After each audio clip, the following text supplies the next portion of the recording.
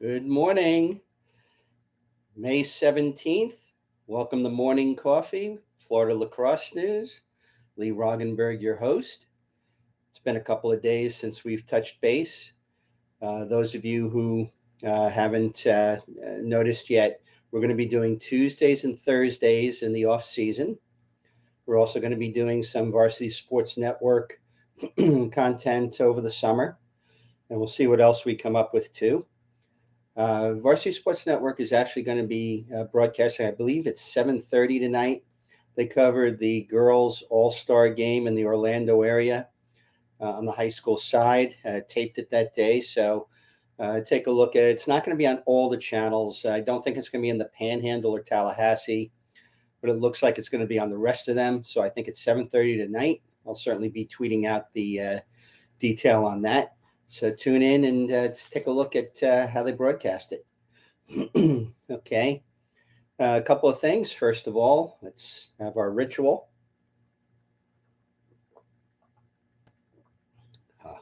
So good. Okay. If you have not already subscribed, please do so. Sure to make sure that others also in your sphere of influence also subscribes to us on YouTube. It's certainly worth it, and I think that we provide some pretty darn good content, so go ahead and do so. Please like the video if you do. So let's start off. First of all, you're going to be seeing going forward a new mug design. Paul Cabell and his employee Samantha did that up for us. We thank them for it. I think it looks a heck of a lot better than the one I did on Publisher, and so we'll be using that one going forward. Sad anniversary today. May 17th is the anniversary of my dad passing away. So in good Jewish faith, we'll be burning our candle today. And Dad, if you are catching this up in heaven and you haven't subscribed yet, I would assume it probably works up there too. And hopefully the link will show on our subscriber list too. Miss you every day, Dad. Okay. This past weekend, the FLN Florida Prep Showcase in Sebring, Florida. A wonderful event. It's the first one that we've put our name on, mostly because of all the top-end instruction that the kids received. We thank also Airstream Ventures and Alan Verlander and his crew. They're the ones who suggested Sebring and helped pull it together. I was actually interviewed by one of the local newspapers. I don't know if it's behind a paywall or not. We'll see if we can get if I actually made into print up there. Visit Sebring is also a nice place, Twitter feed to follow if you have interest up there. I'm going to talk, we'll name the all-stars of the event, this event, and then I'll mention all the coaches that attended on Thursday. So the all-stars from the event: on attack, Cohen Woodland, William Bullock, and Ryan Aaron. On defense, we had Brian Kubiak, Rylan Runsky, Ryan Peterson, Zion Garcia, and Eric Sands. The middies are Campbell Elwell, John Michael Incavito, Joshua Romine. I'm sorry. The defense first, the middies second. Okay. Joshua Romine, Julian Warden, and Park Kiefer. The Fogos were Raul Rivero and Jack McKay. And the goalies were Ryan McGee and Justin Cole. So if you were named Ryan, you should be attending our events. It's a good possibility you're going to show up on our all-star team. But anyhow, I thank all the coaches for their input. And certainly we're very happy with how the event turned out. Those of you who maybe weren't at the event, Sebring holds a bit of a soft spot in my heart because as a kid, my family and I used to visit there on Christmas break. Even though we were from Long Island, people who owned Harder Hall were people that we knew since we lived right near them on Long Island. And just it's wonderful memories for me to go back to the city too. So again, we thank all the parents, all the kids, all the coaches. the support staff at the park. And we look forward to continuing to grow this effort and to continue to lead the push towards even better training experiences throughout the lacrosse community. Okay, let's focus next on, let's get the college. And we had a pretty big weekend for the colleges too. Jacksonville women won their first round against Stanford 20-8. Sarah Elms, 5 goals and 3 assists. Mackenzie Boyle with 3 goals. And Newsom grad Grace Hobson with 2 goals and an assist. Florida had the first round bye, and they met on, I believe it was on Sunday for the NCAA second round, with Florida winning 15-10. And they will be moving on to play Maryland in the quarterfinals at Maryland on Thursday. And the Gators are on a 15-game winning streak. So we'll see if they can sort of repeat their trip to Maryland from, I don't remember if it was last year or the year before, when they actually knocked off the Terps up there. And so, good luck to the Gators in that match. We'll tweet out the time when we have it. In the Jacksonville game, Danielle Pavanelli, 5 goals and 1 assist. Josie Hahn, 3 goals.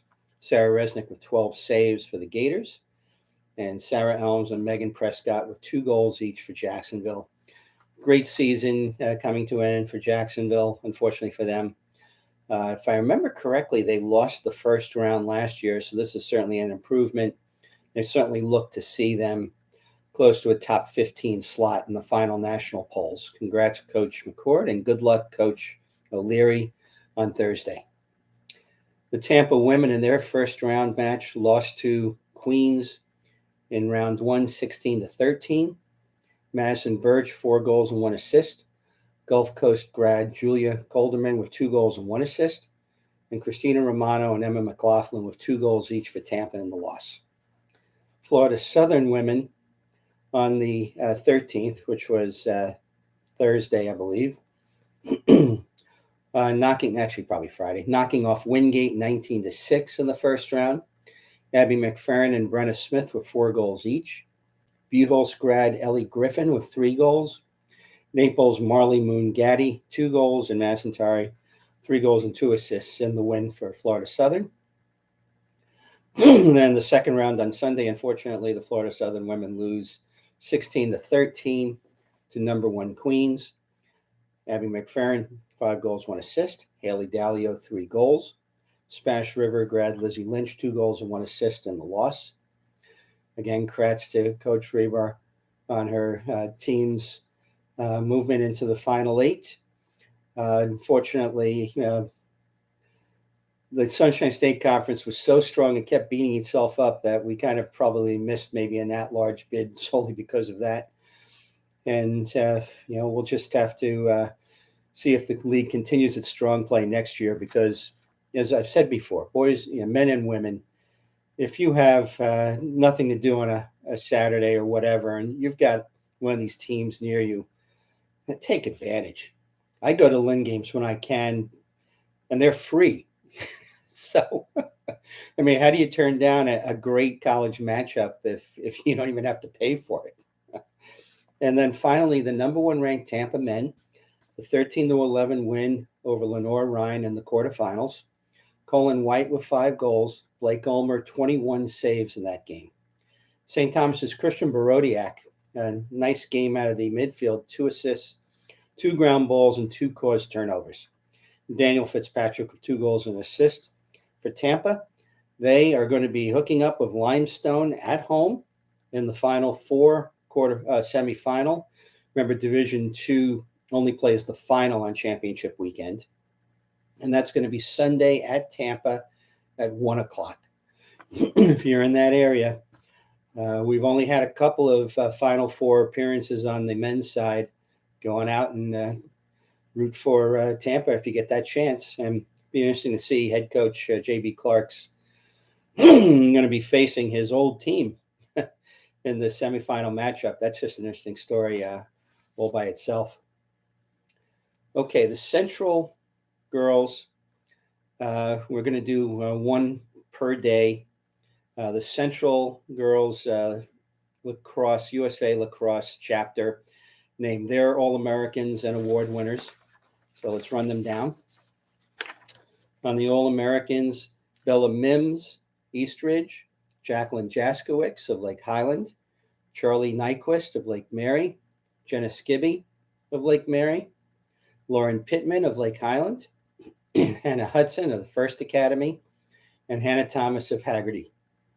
The All Academics, Kylie Kieran of Lake Highland, Avery Anderson of Oviedo, Hope Finane of Bishop Moore, Melina Lang of Haggerty, Haley Lonsbury, Lake Brantley, Grace Gibson, Lake Highland, and Alexia Steinberg of Trinity Prep. The Jackie Pitts Award winner, Brandy Walters of Seminole. Congrats to you, Brandy. And the Coach of the Year is Paige Brock of Windermere Prep. Congrats to you, too.